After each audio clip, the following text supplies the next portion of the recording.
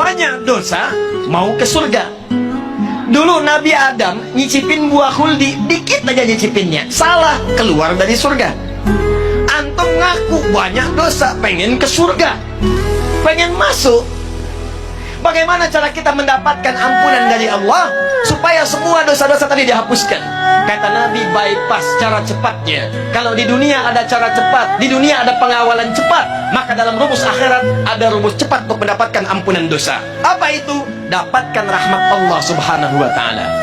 Dan ternyata di antara rahmat Allah itu diturunkan di majlis-majlis ilmu, diturunkan di majlis ilmu. Karena itu para ulama dulu, kalau ada orang banyak berbuat maksiat, banyak berbuat dosa, maka yang pertama diarahkan kepada mereka, datangi Syekh Fulan, datangi alim Fulan, datangi majlis ilmu Fulan, minta bimbingan kepada mereka untuk bertobat. Pernah ada seorang yang melakukan pembunuhan sampai dengan 100 orang dibunuh. Mabuk tak terlukiskan. Pencurian itu sudah kebiasaan. Zina dia praktekkan. Satu kali dia ingin taubat, terbersit di hatinya, saya ingin kembali kepada Allah subhanahu wa ta'ala. Maka apa yang terjadi? Dia datang kepada seorang syekh, dia bertanya, ya syekh, saya ingin bertobat, bisakah seorang seperti saya tobat? Kata syekh tadi, Allah akan menerima semua hamba yang ingin bertobat kepadanya.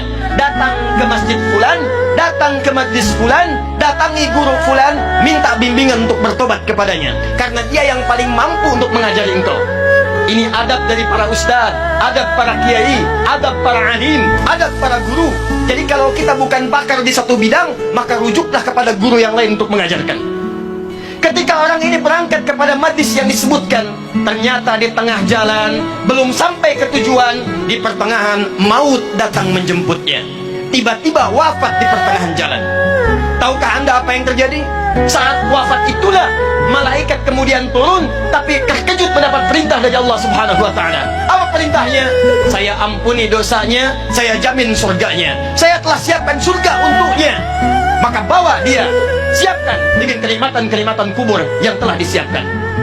Kenapa orang ini tiba-tiba mendapatkan nikmat Allah? Kata para ulama, ternyata orang ini saat ingin menuju majlis ilmu mendapatkan rahmat Allah subhanahu wa ta'ala. Dibimbing di jalannya, setiap langkahnya dia istighfar, astagfirullah, astagfirullah, astagfirullah.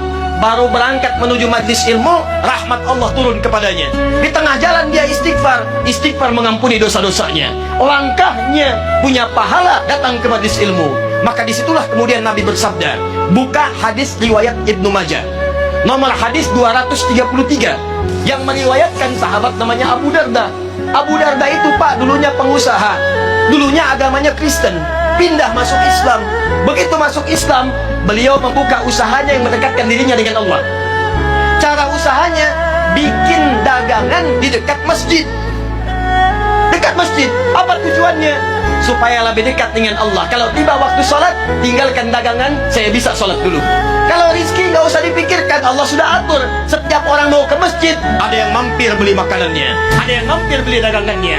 Sampai kemudian ditiru oleh para sahabat-sahabat yang lainnya. Sampai sekarang kalau anda haji atau umrah, anda dapatkan dekat Masjid Nabawi ada orang-orang jualan di sekitarannya. Itu yang pertama kali jualan, namanya Abu Darda. Meriwayatkan hadis dari Nabi, apa bunyinya?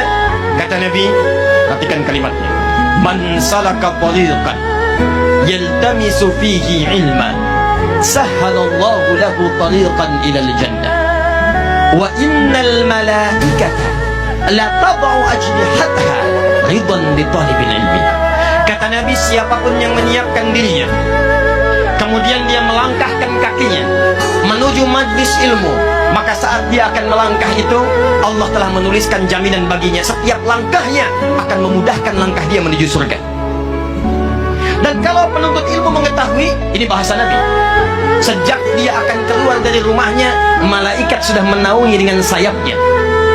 Di saat bapak ibu ini mau keluar rumah, datang ke sini, jangan dikira sendirian. Malaikat sudah memberikan naungan sayapnya, mengiringi kepergiannya dari mulai berangkat ke rumah sampai dengan ke majelis ilmu.